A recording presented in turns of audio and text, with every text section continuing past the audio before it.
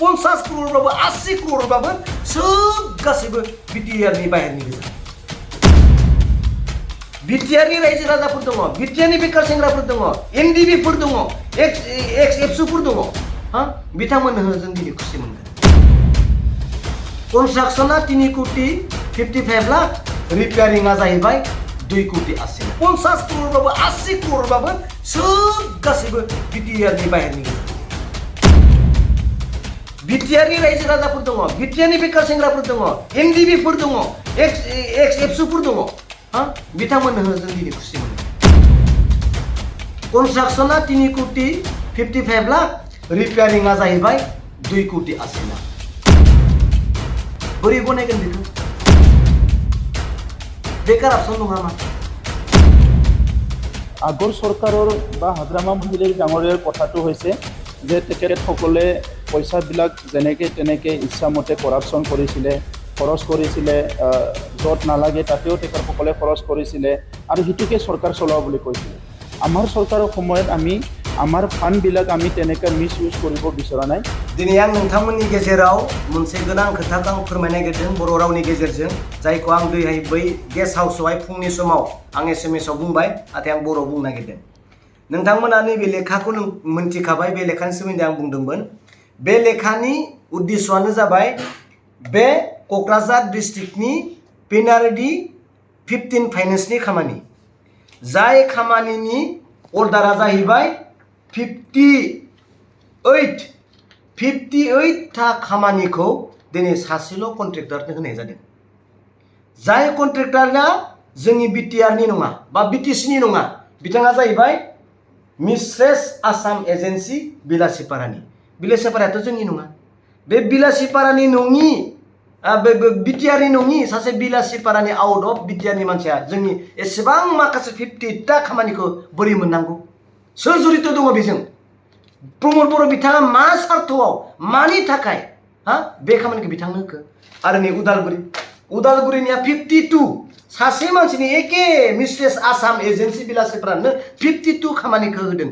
110टा 110 खामानिखौ बे सासे मानसिनि होनाय जादों। मा सर्त दं? एबसुनि दैदेनगिरिफोरा मानो मोनाखै? एनडिबिनि दैदेनगिरिफोरा दिनै मोनसेखौनो मोनाखै। सासे मानसिया 110टा बोरै मोनदों?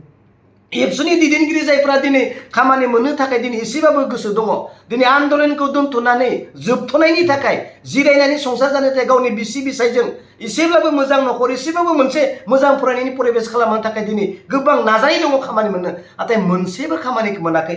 सासे मानसियानो 110टा खामानि, कौटि खामानि। बे मानसियाबो जोंनि बिटिसिनि नङा, जोंनि बिटिआरनि नङा, आउट अफ बिटिआरनिसो, जायहा दिनै बिलासिपारानि मिस्ट्रेस आसाम एजेन्सि। मा सर्त दं? दिनै बेखौ बुंनो आंहा दिनै गोरोन्थि जागोन नामा? आंनो नाङा, आंनो मोनसेबो खामानि होनो नाङा। नाथाय जायफ्रा दिनै सरकाराव दङ, बिटिआरनि रायजो राजाफोर दङ, बिटिआरनि बेकार सेंग्राफोर दङ, एनडिबिफोर दङ, एक्स एबसुफोर दङ, बिथांमोननो जों दिनै खुसि मोनगोन। दे आं बुंखाबाय। आरो नै जोंहा बड'लेण्ड गेस्ट हाउस, कनस्ट्राक्शना 3 कोटी 55 लाख, रिपेयारिंआ जाहैबाय 2 कोटी 80 लाख। बोरै बनायगोन बेखौ? प्रमद बर' सार बिथाङा बुंदोंमोन जे हाग्रामा महिलारिनि दिनाव बिपिएम समाव इलिगेलि जानला मोनला फैसाफोरखौ बाहायनानै बिथाङा कारापसन खालामदोंमोन।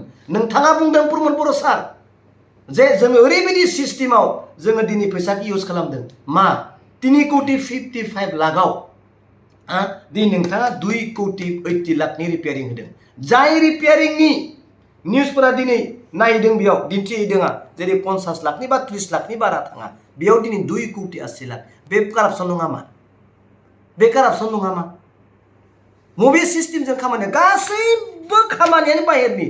58 crore जायहा दिनै एमसिएलएफोरनि क्वार्टार, 58 crore एनइ इनफ्रा होननाय गुवाहाटीनि मानसिया लादों, जायहा नै गेस्ट हाउसखौ बे गुवाहाटीनियानो। बेसेबां गिदिर स्किम, फिसाबाबो 20 लाखबाबो 15 लाखबाबो 50 crore 80 crore सोब गासैबो बिटिआरनि बाहेरनि गोजा। बिटिसिनि मानसिया माखौ जागोन? जोंनि बेकार सेंग्राफोरा माखौ जागोन? बिनि थाखायनो दिनै बिटिआरनि अबस्थाया दिनै गाज्रि।